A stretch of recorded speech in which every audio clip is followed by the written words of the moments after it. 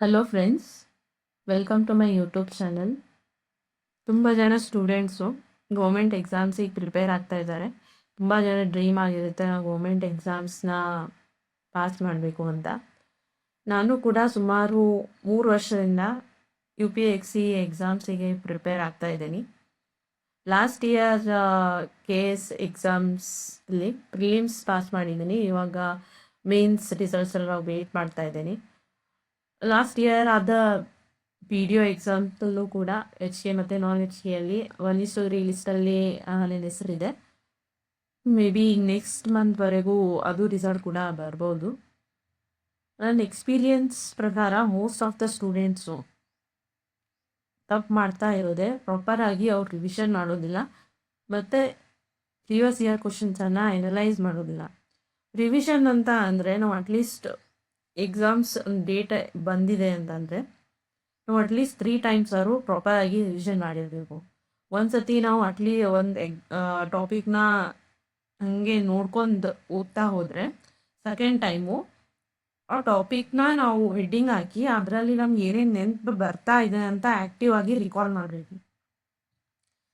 ಮತ್ತು third time ನಾವು ಏನು ನೆನ್ಪು ಹೋಗ್ತಿದ್ದೀವಿ ಅನ್ನೋದನ್ನು ಮಾರ್ಕ್ ಮಾಡಿ, ಯಾವ್ದು ಫ್ಯಾಕ್ಟ್ ಥರ ಇರುತ್ತೆ ಅದನ್ನೆಲ್ಲ ಮಾರ್ಕ್ ಮಾಡಿ,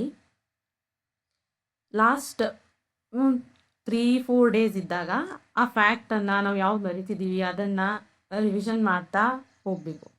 ಅಟ್ಲೀಸ್ಟ್ ನಾವು ಈ ಥರ 3 ಟೈಮ್ಸ್ ರಿವಿಷನ್ ಮಾಡಿದರೆ ಮತ್ತು ಆ ಟಾಪಿಕ್ ಅಂದ ಯಾವ ಥರ ಆಲ್ರೆಡಿ ಕ್ವಶನ್ಸ್ ಬಂದಿದೆ, ಯಾವ ಥರ ನಮ್ಗೆ ಕನ್ಫ್ಯೂಸ್ ಮಾಡ್ತಾ ಇದ್ದಾರೆ, ಮುಂದೆ ಯಾವ ಥರ ಅವರು ಕ್ವಶನ್ಸ್ನ ಫ್ರೇಮ್ ಮಾಡ್ಬೋದು ಅಂತ ನಾವು ಮೊದಲೇ ಯೋಚನೆ ಮಾಡಿದರೆ ಎಕ್ಸಾಮ್ಸ್ ಬರೆಯುವಾಗ ನಮಗೆ ತುಂಬ ಈಸಿ ಆಗುತ್ತೆ.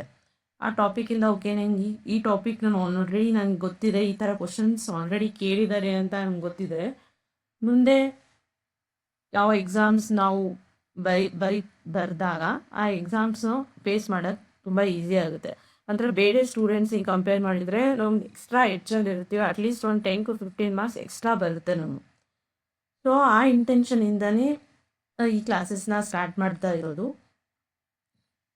ಇವಾಗ ಯಾವುದೇ ಎಕ್ಸಾಮ್ಸ್ ಅಂದರೂ ಅಟ್ಲೀಸ್ಟ್ ಅದರಲ್ಲಿ general subject like history, polity, geography, economy, environment ಮತ್ತು ಸೈನ್ಸ್ ಓದಲೇಬೇಕು.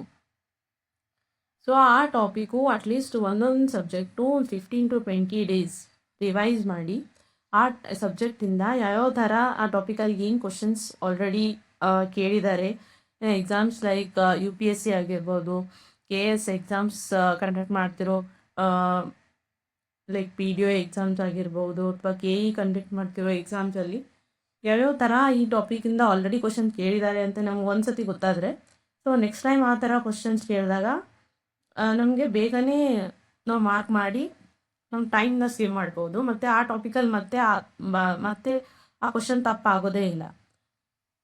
ಸೊ ಇವಾಗ ಒಂದೊಂದು ಸಬ್ಜೆಕ್ಟ್ನ ತಗೊಂಡು ಅಟ್ಲೀಸ್ಟ್ ಒಂದು 15 to 20 ಡೇಸ್ ಅದು 1 to 2 hours ರಿವಿಷನ್ ಮಾಡಿ ಪ್ರಿವಿಯಸ್ ಇಯರ್ ಕ್ವಶನ್ಸ್ನ ಸಾಲ್ವ್ ಮಾಡ್ತಾ ಹೋಗೋಣ.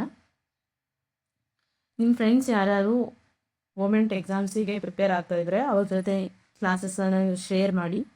ನಿಮಗೆಲ್ಲ ಇಷ್ಟ ಆದರೆ ಲೈಕ್ ಮಾಡಿ, ಸಬ್ಸ್ಕ್ರೈಬ್ ಮಾಡಿ. ನಾವು ನಾಳೆಯಿಂದ ಜಾಗ್ರಫಿ ಸಬ್ಜೆಕ್ಟಿಂದ ಕ್ಲಾಸಸ್ನ ಸ್ಟಾರ್ಟ್ ಮಾಡೋಣ. Thank you friends.